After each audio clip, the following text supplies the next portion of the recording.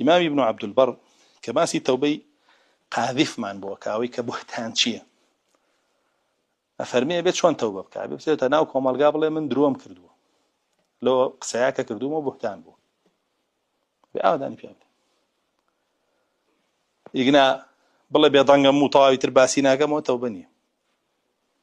بيت شون قسكي الله وتناو خلق أبرو تناو خلق بشيمان بيتولي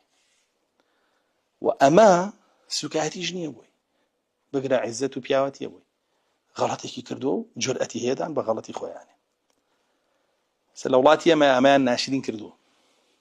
هلا نواي زاني راديو بو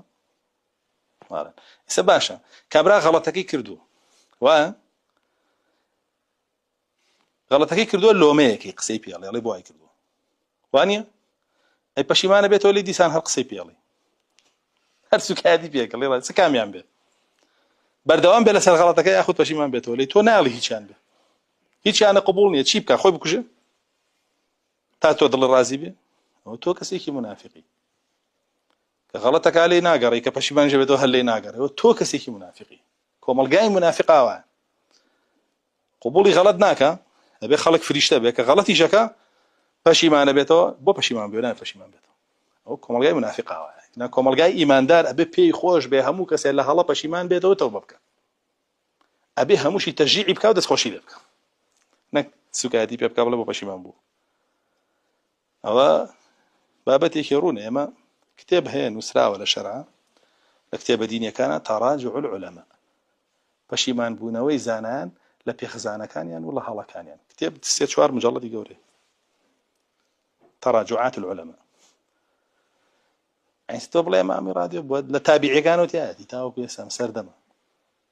عالمي تياي سيجي لبارزك ياك فتواه داوني بيكادو اللي پشیمان بوتو يعني ستو بيبلا من راديو يكردو مو وايكردو حايبر وبيشكين حمرا توبه هي ويام قاذفه كام قذفي كردو بابي بيش هموش يبلا من دروم كردو لم بابته خوي بدروب خاتو انجدوا او بهيج شيوه قصه دوباره نکات برانبر به هیچ کسی کتر چونکه هندێک لە زانایانە فەرموون لە دووبارەکردنەوەی حکومەکەی قورسترە بێ هەشتا نابێ بە 160 ئەڵێن هەشتای لەبەر شکاندنی تەوبەکەیەتی وەڵێن لە سێبارەکردنەوەیە 160 ژەخوا دووری ژەخرێتەوە لە وڵات چونکە ترەمە زەرەرە بۆ کۆمەڵگا میکرۆبە ئەمە کەسی نەهێژەر کەسێگا بوختانێکی بۆگە